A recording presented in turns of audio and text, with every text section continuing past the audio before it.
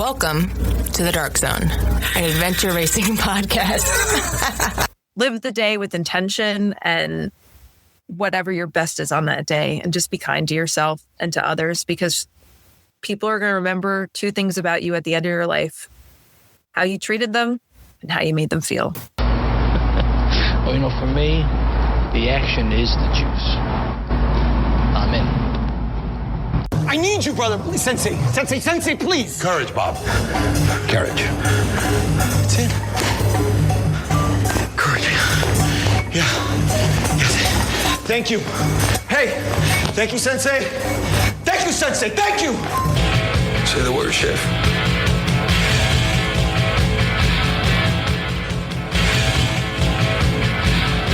Let it rip.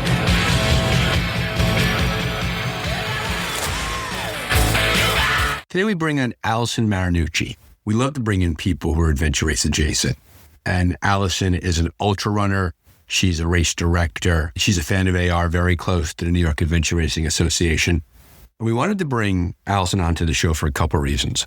First was her experience as a therapist goes deep on discussing the psychology of teamwork and how teams can operate effectively during races, but also how adventure racing helps to make us resilient when it comes to other areas of our life. Allison, in her ultra running experience and her personal life experience, has had to apply that as she shares with us the loss of her sister to a drug overdose. And we appreciate Allison coming on this show and discussing that event in her family's life, and then how she has responded by putting on a race called Serenity on the Trail. And there's a link in the show notes. This is a pretty heartfelt episode, and I want to give a bit of fair warning to anybody out there who may be impacted by drug and alcohol abuse, either personally or in their family. We do go pretty deep on that. I discuss some of my own family's challenges over time, and I'm grateful that Allison was there to have this conversation, to bring it to our community. So thanks for being here. Thanks for listening to The Dark Zone. We appreciate your time and attention. You have a lot of places to put it, and we appreciate it when it comes towards The Dark Zone. So sit back and relax, enjoy this episode of The Dark Zone, and remember, if you keep racing, we'll keep talking. Welcome to The Dark Zone Adventure Racing Podcast. This is your host, Brian Gatens. As folks listening to The Dark Zone know, we go with a wide variety of guests. We like adventure racers, volunteers, race directors, people who are involved in the sport. And then from time to time, we bring on people who I say are adventure race adjacent. People who are connected to endurance sports. They're kind of like a family member at the same dinner table, but not the same as us. And on today's show, we have Allison Marinucci. She's laughing as I say that. Allison is an ultra runner. She's a therapist. I've been on her podcast. She's also a race director for Serenity on the Trails. And Allison brings a wide swath of experience to the show. We're delighted to have her here. So Allison, welcome to The Dark Zone. Thanks, Brian. I'm glad to be here. Thanks for having me. So you're in a weird spot, because I've been there too. To be interviewed is hard when you have a podcast. Yes. And I talk to people for a living and ask them about themselves. Talk to us a bit about your experience in the races that you've done that qualify as ultra runners. Yeah. I mean, I got into ultra running like 6 years ago. I would describe like running be like a hand up out of the darkness, right? I really didn't do any kind of running. I was a swimmer. But after I had my son, I was really deep into what I would now look back at as like postpartum depression, right?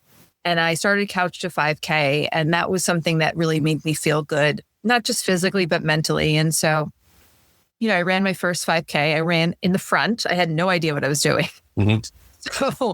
But I finished the race, and I felt really good. And then, you know what happens, right? It's almost like a gateway. You start one distance, and you start to build confidence. And then, interestingly enough, in 2020 is really when I started ultras. When COVID happened, I had signed up for one. And of course, everything got canceled. So I had done a couple of unstructured ones, the Yeti 24, where, I think it was like every 4 hours. That was crazy. Every 4 hours, would run 5 miles. Yeah. And Aaron Kareen ran that with me. And so we did like an extra mile to make it a true 50K. And then I did, a backyard ultra where it was. Wasn't COVID so weird? Like the stuff that we did during it. Yeah. Literally ran in my neighborhood, the backyard ultra format where you run like 4.2 miles every hour until you can't anymore. So my goal was, okay, I want to make my first ultra. So I did that. And then I did the Cayuga 50K. So I really liked pushing limits and seeing how far I could go. And, I think there's a relationship with endurance sports and trauma, like how just getting comfortable being in that uncomfortable space for a while. And then life threw me a curveball. I ended up having a double hip replacement, not caused by running, but certainly that expedited the process. I had a hip dysplasia, so I have to be a lot more careful and thoughtful about that. So that's mostly in the rear view mirror. So I sort of pivoted and got into triathlons, and I really enjoyed that space. Why do one thing, kind of average when you can do three things average? Yeah, I've done the triathlon route too, right? And I was mediocre at all three of them. So let's put one after the other and go in that direction. Yeah. So that's kind of currently, I do around half marathons. I find that to be a really fun, doable distance where I'm not going to necessarily put my replacements into early retirement, so to speak. So, yeah. So that's the idea. Like you had your son, you talk about the postpartum experience that you had there, and you sort of tap that endurance vibe a little bit. And like anything else, we talk about it a lot, is that one thing led to another. Next thing you know, you're running, the Yeti Ultra, which I kind of ran by that a bit, but let's talk about how little nuts that was during COVID. The expectation was every 4 hours, you had to run 5 miles over 24 hours. So you ended up with right. And that's what we did. Like we slept in our couches and got up and went out and ran in the middle of the night and then went back to bed. Yeah. Correct. That's exactly what happened. So the Backyard Ultra was kind of interesting because they were real ultra folks running it from all over the world. And it was on Zoom and all that. So that was kind of a funky, weird thing.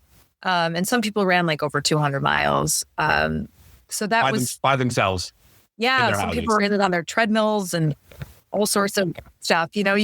It's interesting, we human beings are very resilient. You kind of have to adapt to the environment that you're in. And I'm sure you're familiar that with adventure racing for sure. But any situation really as people is that we really have very little control over anything. Is that where your work as a therapist intersects with your work as an endurance athlete? The idea that you spend time helping people make sense of situations beyond their control.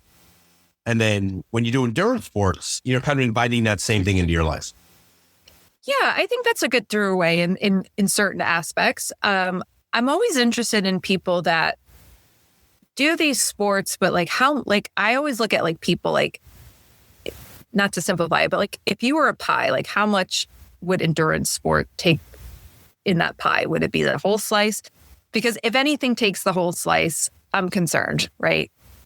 Because if that gets called into question, and I'm a perfect example of that, right? My hips were replaced. I, no longer could do that. How do you recalibrate your identity? So there's a lot of different things, but certainly trying to trust yourself, knowing who you are, and being secure with yourself and what some of the things that are strengths and some of the things that you're working on are going to translate into all areas of your life. And certainly in endurance sports, having being mentally flexible around your training schedule, knowing when to push through and knowing when, okay, this is not great. Maybe I need to take a break, right? And like you said, discernment, being able to trust yourself and knowing the signals that your body and your mind are giving you. Because I think with endurance sports, your mind is probably going to give up before your body does, I think. And so being really careful with that and knowing when is enough and what's your personal limit of suffering, when does that become dangerous? Right. And that's really tough when you're in that space too, because certainly I know with adventure racing, there's sleep deprivation there. And so you're not thinking, at your optimal level. And so knowing okay, this is a part of it, having those expectations, I'm going to feel really fatigued and, I'm going to push through that versus is my body systematically shutting down? And is this now a dangerous situation? Right. And I think you make a valid point there is it's funny, the more I'm involved in endurance sports and adventure racing, you would think over time you'd begin to get a better understanding of and you would have more simplicity around the sport itself. And I find the longer that I'm involved in the sport around the culture, it feels like it gets more complex for me. Not the sport itself, but the motivations behind why we do what we do, why we put ourselves into it, what we're taking out of it. And I think, as we mentioned when I was a guest on your podcast, I was following a pretty traumatic 1.5 years in my life. And I had that heart situation, that ruptured quad. the idea of the identity collapse, right? That I was one thing and now I was another thing. And then what does the path back look like? So I think you bring up an interesting point for our listeners to think about of how much do you tether yourself to being what you are? And if that being what you are goes away, how are you going to have some sort of emotional underpinnings around supporting that along the way? And you've obviously, have you helped people sort of work through those kinds of situations? Yeah, definitely. I do think that like we're all made up of parts, and it's actually a theory that is in therapy. Like there are no bad parts. Really, all the parts are there to protect us in some ways, and some of those parts are working for us, and some of those parts are working against us. And sort of like unpacking that, like, okay, there's this athlete part of you, and what need does that fulfill, right? And now that need is not being fulfilled anymore, whether it's due to injury or personal circumstances.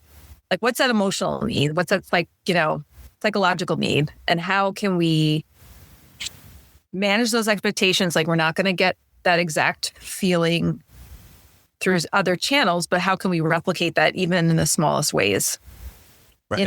Hold on to that sense of identity without necessarily surrendering you completely, or surrendering it bit by bit along the way, where I think the word is titrate you folks use in your industry, right? Yeah. That you slowly, it bit by bit, it's not a shock to the system the entire time.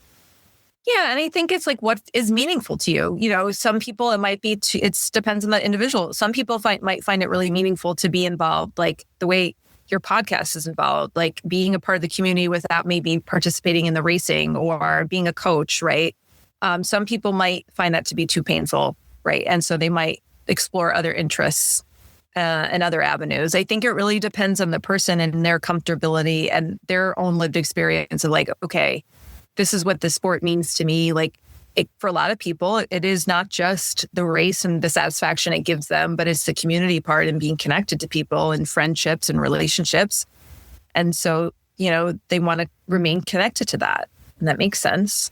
I think there's a good parallel there. So Father Greg Boyle is a Jesuit priest, and he works in South Central Los Angeles with Homeboy Industries. And when he gives talks, he talks about how the reason why you remain a priest is not why you became a priest, and it changes over time.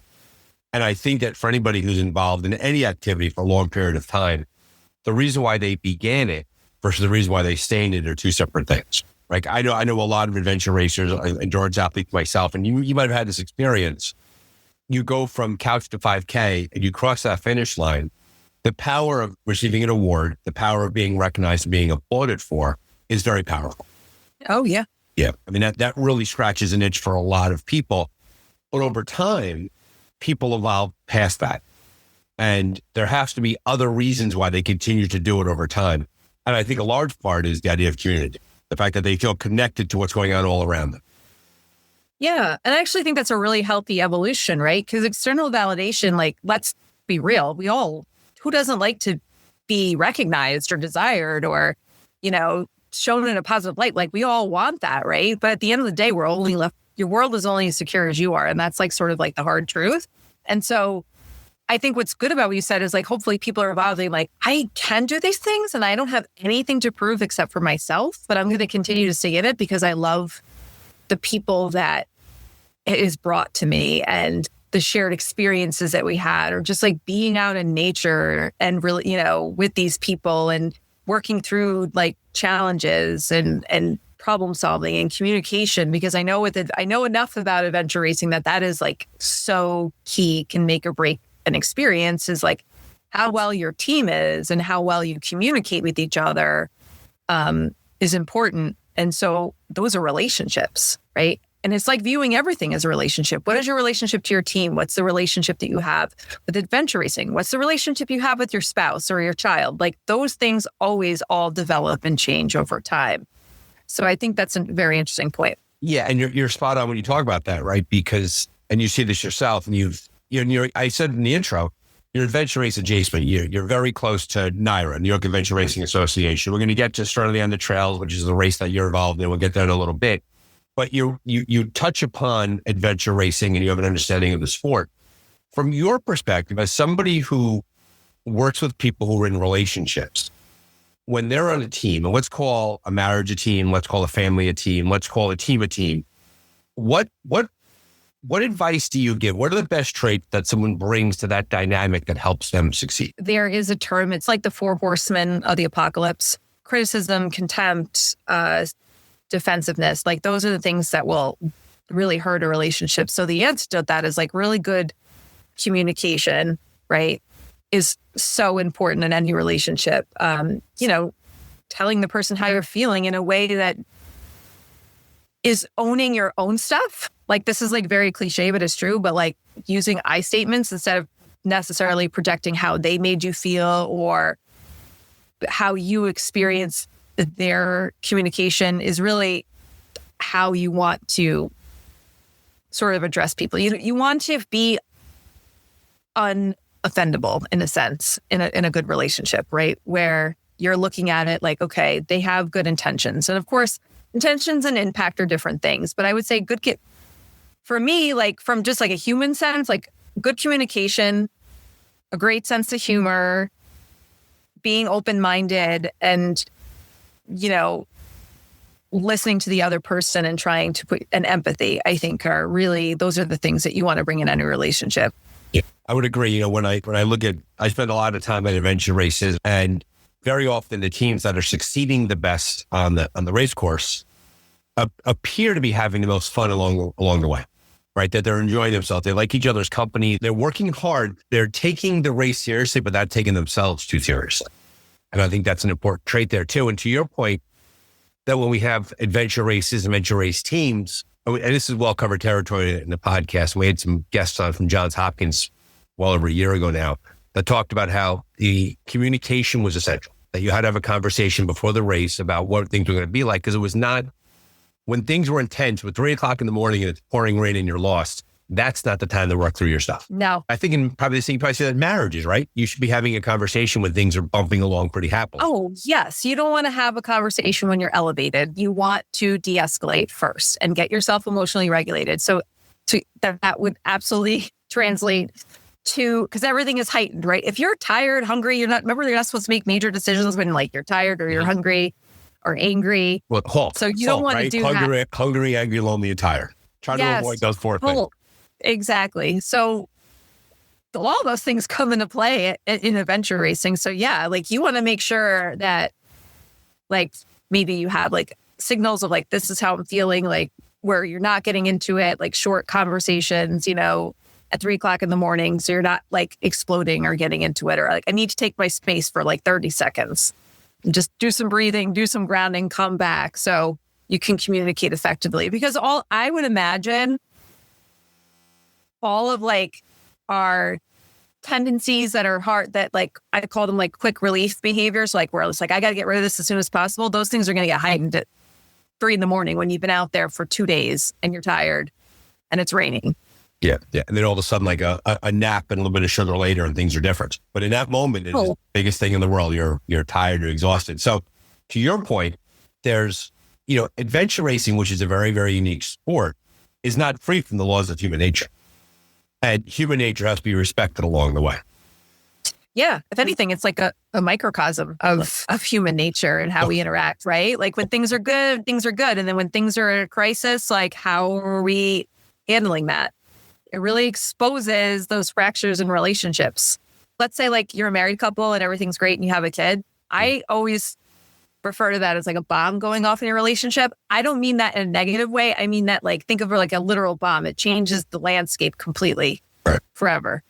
That's what a child does, right? So it's like, yes, like maybe like not as extreme, but maybe there are bombs that will go off in adventure racing where it's going to change the landscape. And now you have to recalibrate how you talk to each other and how you communicate and, how you deal with conflict. So I'm sure that comes up from time to time, especially if you're doing like a multi-day event where it's 5 days and you're out there in the wilderness. I'm sure people are going to get a little testy. Yeah, we call that in using very techno speak, that's called systems disruptions, right? You have a system in place. Like, so day 2 of a race and your team is pedaling down the road and the system is working fine. You know where you are because your maps are working. All 4 bikes are working. All 4 stomachs are working. Everyone's feeling good.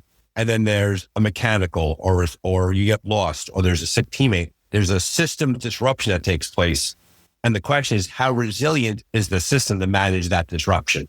And the point you're making is that when you introduce a child into a marriage, that is a system disruptor. And they're cute and they're loving and they're great. We love kids. Don't get me wrong. We're very pro kids here on the Dark Zone, but there's still a disruption to the system. Yeah, 100%. The life like is now gone forever, never to be seen again. I know it sounds dramatic, but you have kids, they're adults. Right. You don't stop being a parent. You don't stop worrying. You don't, so, if like you have a mechanic, not to be like dramatic, but if you have a mechanical or someone gets sick, like maybe the version of your race is gone, not to be seen again. And now you have this new reality in which you have to deal with. Right. Everything changes on the fly. And I think to the point too, and we use the example of children and families because it's convenient, but there are a lot of system disruptions that occur in people's lives that they have to wrap their heads around. Yeah. I think like I tell clients all the time, at the end, your world is only as secure as you are, and like how you react to things, how you deal with things, because, marriages sometimes fail. Sometimes jobs don't work out, right? Sometimes relationships don't work out. And so what is it like to just be left with yourself? Right. What would that feel like to be somewhat untethered? Gotcha. And when those things are, and to our early part of the conversation, when you're detached from the reality of who you thought you were, whether that's taken from you, you surrender it, where do you go? Yeah, exactly. So I think, it seems like mental flexibility is incredibly important in an adventure race. I would imagine like having an A goal, a B goal, and a C goal. Yeah. And then knowing and having those goals somewhat discussed out loud and having a sense of an idea of a plan and figured out beforehand. All those things do take place. And I do think, and we're talking around this, the idea is that adventure racing is a microcosm, and life in the macro is that a large part of how we see ourselves is wrapped around how we deal with those life events that rock us, right? The things that we need to work on. And then adventure racing very often, and endurance sports too, it's not just adventure racing and triathlon. It's a testing ground to develop those skills. When things do get hard outside of the sport, you fall back upon those lessons. For sure. And I would say in adventure racing, because it's a team thing, like it's much more a team dynamic. I know people do solo race, but from what it seems primarily teams. Your team. Yeah. I would imagine, and this is what I tell people about life when people are concerned about a lot of the external factors of like, how does my job look? How does this look? How does my performance look? I think for the most part, and I would say this for not just like people in their lives, but in adventure racing, at the end of their life, at the end of a race, people are going to remember two things like being on your team: how you treated them and how you made them feel. Yep. That's it. Bingo. That's it right there. So yes, like you want to hit these goals, right? But you also, that's what people are going to remember. Right. And if you think about it too, and I've seen this in races before, that sometimes there is a member of the team that is so hard charging and so driven because they want this, they have this external goal they want to get to, is that they capture that goal, but along the way, they left in their wake 3 hurt teammates. Either, mostly emotionally, sometimes physically, sometimes they don't want to race with them again. So you see that, like, at what price do you want to pay to get to that goal? And is that price worth sacrificing those relationships? Correct. Exactly. You've gained your A goal, but what have you lost? It sounds like. And what's more important? Like, it really could be different for everybody, but it's more important, like that goal or the relationships. I would say at the end of your life, not, to like be like too morbid, but at the end of your life, I don't know if people are going to be like, they're going to be thinking about the people that they spent their time with and the experiences they had rather than maybe stats and numbers and achievements in that way. Yeah, it's interesting dynamic, right? And this just punches to the competitive nature of the sport, things like that. There are people in the sport who operate at an incredibly high level, and every race they enter, they're fighting for a podium spot. They have the ability of mental strength, physical capacity, navigational skill, teamwork skills, where they're at the pointy end of the race, and they're fighting to get to that podium space. And then you sort of back down the pack a little bit. And I think there's an interesting psychological balance that we have where we want to honor the competitive nature of the race. So we have to race hard to get a good placing, but we can't have that striving take away from our enjoyment of the experience, which means that we have to work really, really hard and strain ourselves and do our best. But we have to realize what we're really fighting for here, which is a good experience with a teammate, a fun result, and be able to go to work on Monday morning in one piece. Yeah. And I think, listen, like people that are at like that competitive level, I certainly have never been in that position, but I imagine there is a different level of pressure with that and a different experience. However, I would say whether you're in the vying for first or you just want to cross, like you have to be open with your team. Like, I'm looking to get first place here. So I'm looking to push as hard as we can for as long as we can, no matter what the cost. And some people, that's great for, you find other people that are at that level, but like some people might be like, you have to be honest with each other. Right. And that's where definitely teams break down. Or if they tell them, I too want to be first place. Yeah. And they're blowing smoke. I really didn't say that. I just wanted to race with you. It's like, oh, well, hour 18 is not the time to tell me. Right. Yeah. That's not cool. Like you have to be honest with people. You have to be like, listen, like I remember Allie and my friend Rachel and I did a relay, an Ironman relay. And my friend Rachel is an incredible runner. I mean, top tier. So she's like, I want to win. And I was like, you're not going to win if you race at least with me. I was like, you're not going to win. I want to win too, but I could tell you that I'm not going to win. No, I'm like, you're not going to, I'm like, you're not going to win if you race with me. And, she was fine with that. She's like, okay. You sort of have to just be honest with but it's not just being honest, it's being honest with yourself. Like, yes, I want to be in first, like, but do you know what that really means? And like, what that would take. Right. And are you even physically able to do that? Because let's be honest here, like most, you're in the sport, like there's rankings. And so you have to be honest with your own physical ability and also like your own competing priorities. Like, are there people that do this full time and just don't do anything else? Or are you one of those folks that has a full-time job, has a family, has other stuff? And so when you say yes to something, you're saying no to something else. Right. Exactly. I tell you one thing I do for motivation in a race is I try to find the team that is most like my team. And that's who I want to be. And I say to myself, there are 3 or 4 teams that live. Now, this is all made up in my head, mind you, by the way. But like there are 3 or 4 teams that knowing those racers, knowing those teams, that we're now living in my own self-created kind of category. Okay. And I want to beat them. I'm not going to beat the podium teams, but if that team beats me, that's going to bother me. And I work really hard to beat that team or those teams. That very often acts as motivational fuel for me because I wrap my head around who's like me here and I want to beat those people. When you say who's like me, is it like the physical ability or is it okay. Yeah, it's a physical ability. How do you gauge that out? Have you seen them race otherwise or? I kind of know them. I see their race results. I know them a little bit.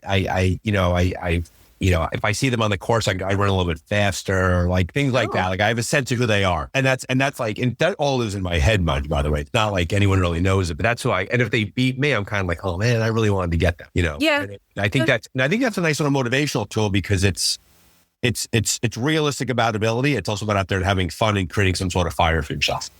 Absolutely. I think everybody does that in some way. It's like almost even like with like running races, like you see the same person on the course, like, okay, like I'm going to try to keep pace with this person or maybe even try to pass some type of thing. I don't think it's any different than that. It's not like a malicious thing. It's like, okay, this is like a good, like kind of goalpost. Right.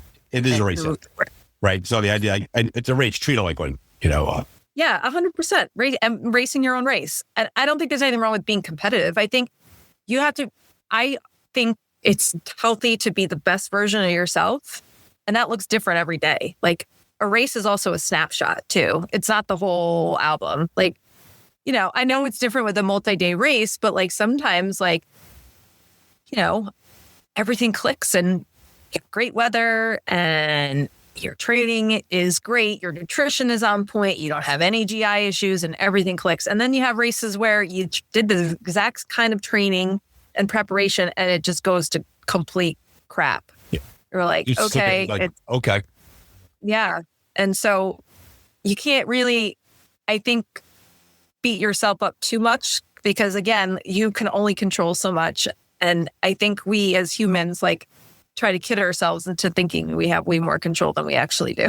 Oh yeah. Yeah. I mean, what's the bumper sticker? Don't worry. Nobody's in charge. Yeah, literally. Yeah.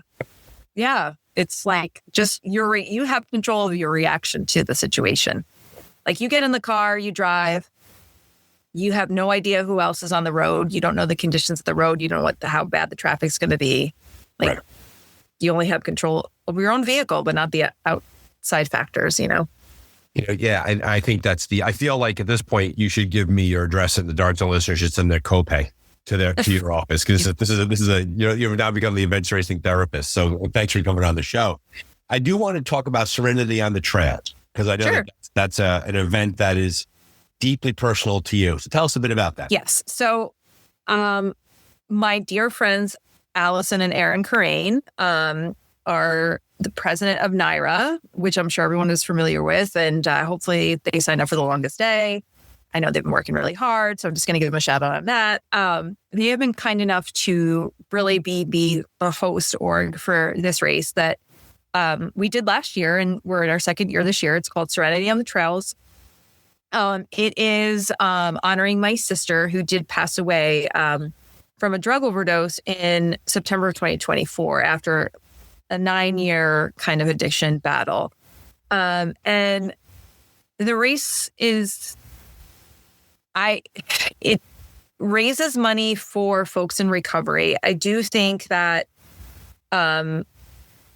addiction has changed, meaning that because of the nature of the way drugs are processed now, people have a much higher chance of dying from it than ever before, even though the overdose rates have come down, because fentanyl is in just about everything. It's cheap.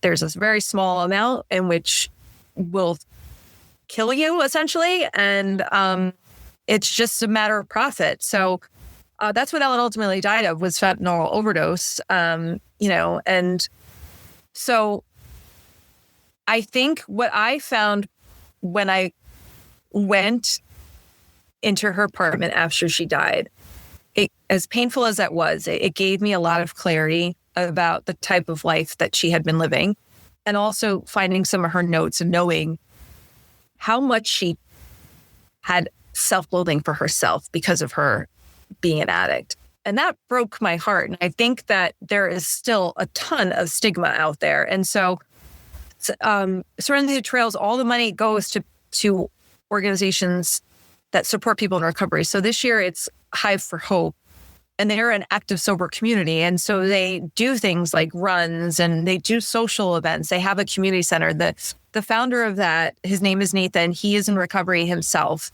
and created this. They also don't get a ton of grants from, I always want to say OSHA, but it's not OSHA. It's Oasis, right, from New York State. So they really rely on donations. So it helps me take my grief, put it toward a purpose, which is helping others, which is what I do in my work life. And it also is in my fun life, which is moving our body. And so Serenity on Trails is on a nice little trail in Schenectady. It's actually a mountain bike trail, but you can run on it. It's very technical and twisty, and it's kind of like spaghetti back there, but you can walk it too if it's not your thing.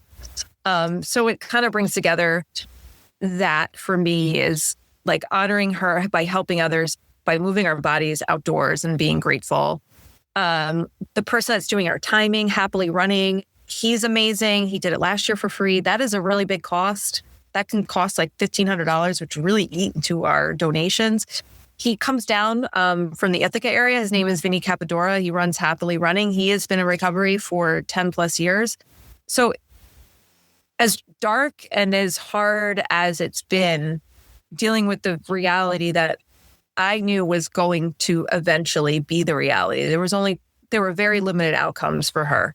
She was either going to die or get well. There was really no middle ground. This was not sustainable, what she was doing, because of the things they said.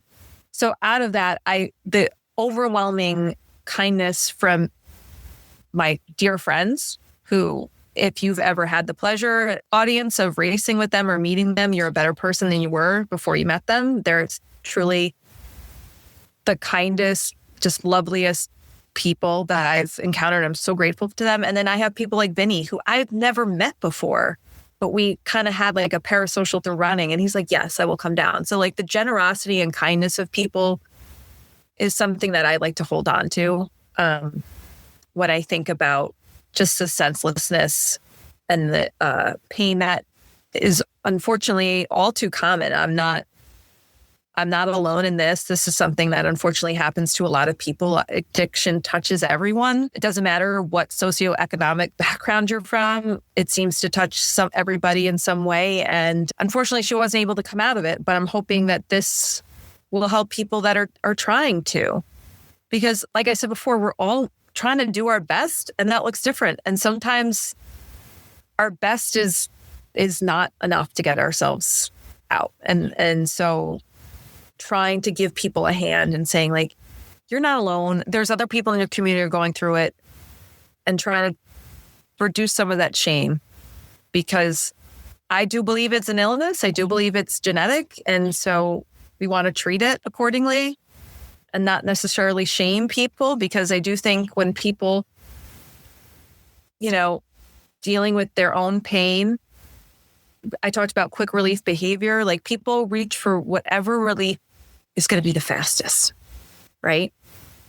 And unfortunately, that's not long lasting and it's not healthy. But it's trying to get those folks like, we're going to give you some skills. We're going to give you some things. We got you. We're going to help. We're going to help get through this. And here are some people in the community. When something really senseless happens, I think the more that we try to make sense of it, the more we hurt ourselves, because sometimes life is just really unfair and cruel. And you can take that and let it overwhelm you, or you can take it and try to help others and make something positive out of that. And so that's what I've tried to do. And that's obvious, right? What you're doing now through certainly on the trails and honoring Ellen is the idea that you have enough self-realization to realize that what happened was terrible, but the response to it doesn't have to, right? And you're not alone in the idea of losing someone to an addiction. I too, count myself among that unfortunate family that's done that, right? And I think what you're telling us today is the idea is that as we talk about adventure racing and responses and disruptions to the system, that what you're saying is that this terrible, terrible thing happened, but I'm going to do something to help people who are in that same boat as me. I know enough about addiction and alcoholism and that nobody saves anybody, right? We know that for a fact, that nobody saves anybody. And so if anybody's listening to this show and if they've lost someone to addiction or alcoholism, to those twin demons, you didn't cause it and you can't cure it. You get nobody sober and you get nobody drunk. I've learned that over the years. And I think that's a big lesson here. But what we can control is the things that we do in response to that. And I think that's what Serenity on the Trails is all about. When is the race? So the race is August 22nd. It actually happens to be my birthday, and not because I picked August 22nd. That's very convenient, by the way, Allison. Well, I mean, I'm not going to ask people to bring me gifts or anything like that. Just donations. They can if they want. No, I picked August. It's Overdose Awareness Month, and August 21st is actually Fentanyl Awareness Day. I know there's like a day for everything, but I find that really, we assign meaning to what we assign meaning, but I find that interesting because my birthday's on the 22nd, and my middle sister, who is still with us and is like my best friend, her birthday's on the 20th. So it's kind of odd that it 20, 21, 22, putting it all together. Yeah. So and what is the distance to the race? It's like 4-ish miles. Okay. I say 4-ish because it's not quite 4. It's maybe a little over. But it's like a beautiful, like little space in Schenectady, and it's technical. I have fallen almost every time I've run back there. It's definitely challenging, but you don't have to run it if you don't want. You don't have to walk. My son ran it last year and he ripped off his bib. He's like, I hated this. I felt so much. Yeah. It's a good challenge. Yeah. When you look at the race itself and the effort that you put into it, the easy, the logical starting point is the idea that you do this in support of the community, and you're using your own experience to remember and care for Ellen and doing that. But you could have done a lot of things. I could. Right. So, and I don't want to ask too obvious a question. Certainly on the Trails came because you wanted to do something that was your best choice. Did you consider other things? Because selfishly, I like to run, and running gave me a hand out of the darkness. Addiction runs very strong in my family. And I have been self-aware and know that I am not special. And I do think you can make anything an addiction. You can make skiing addiction.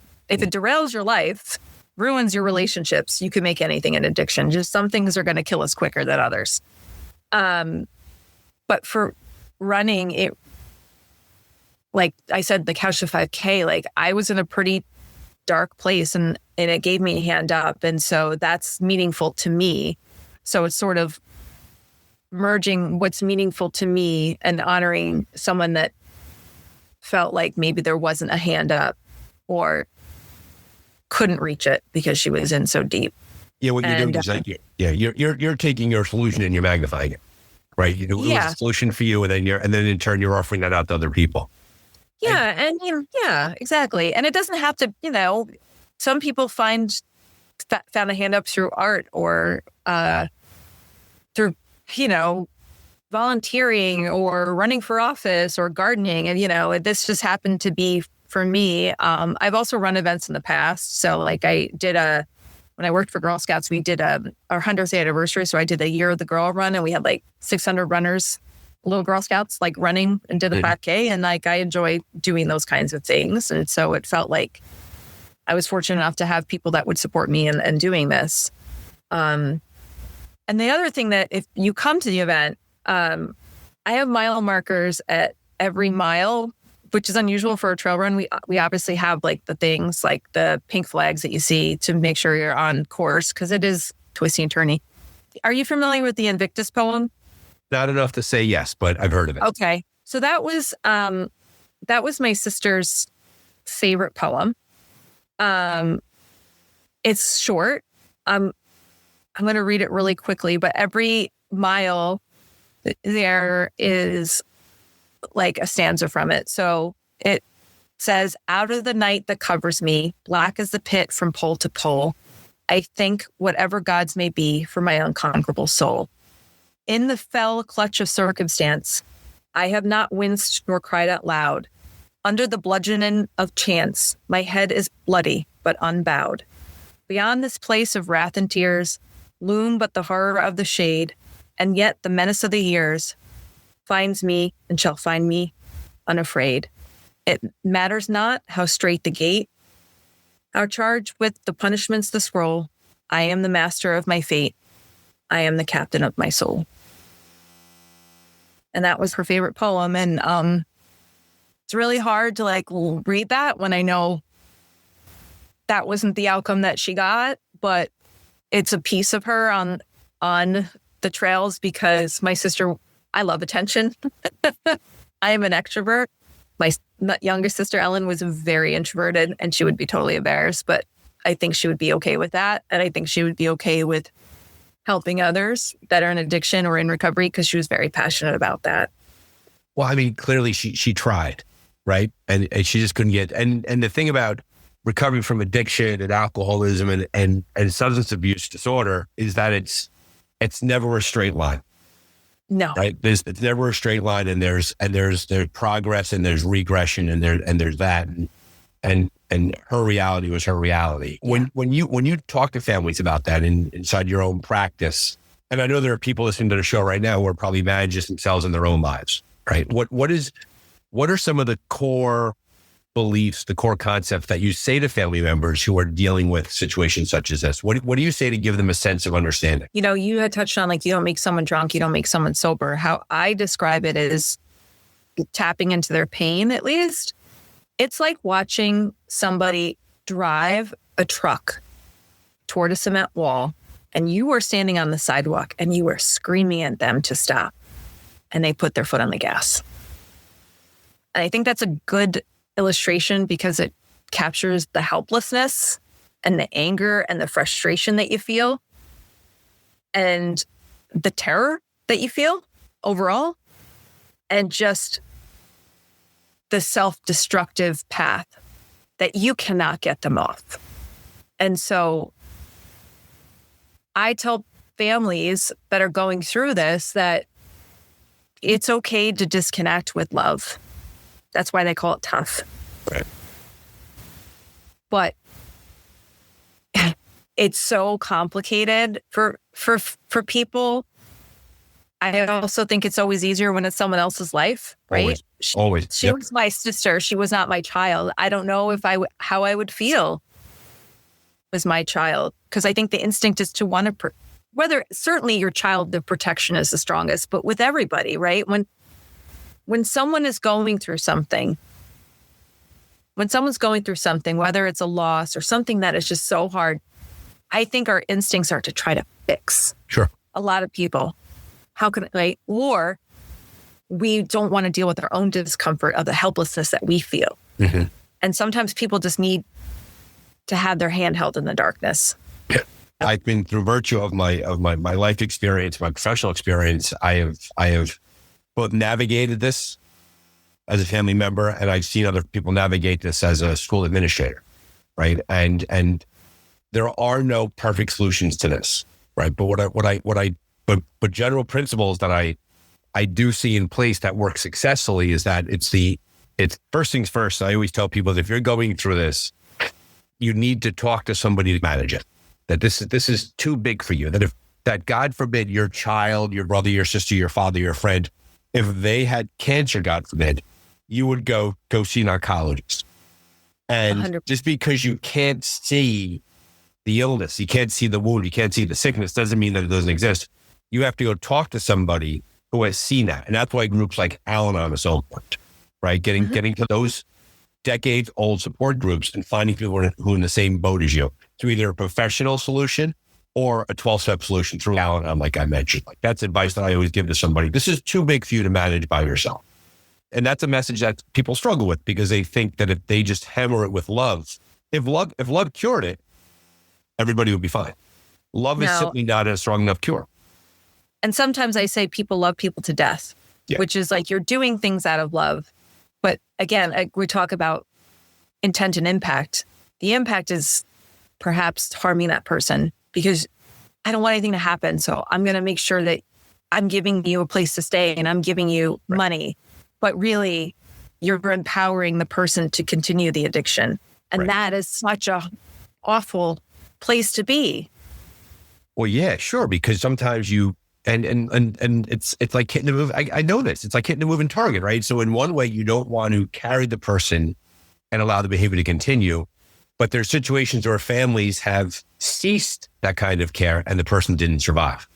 Correct. And then they think that they caused it, when in reality, you didn't cause anything. You weren't going to save them. It was the natural result of their behavior. And so it wasn't like another place to stay, another dollar bill, another place to live was going to somehow create. You didn't cause it, I guess is what I'm trying to say there. No, I think it's like, who wants to deal with the decision? Do I want this person to overdose in my care or do I want them to overdose in the street? Neither solution are helpful. What I've noticed working with people, whether it's alcohol or drugs, people that take accountability for their stuff, right? They're not projecting it on anyone else. Right. They're taking accountability for their own stuff. Yeah. The only caveat that I would put on that, though, is after having a period of separation from the substance.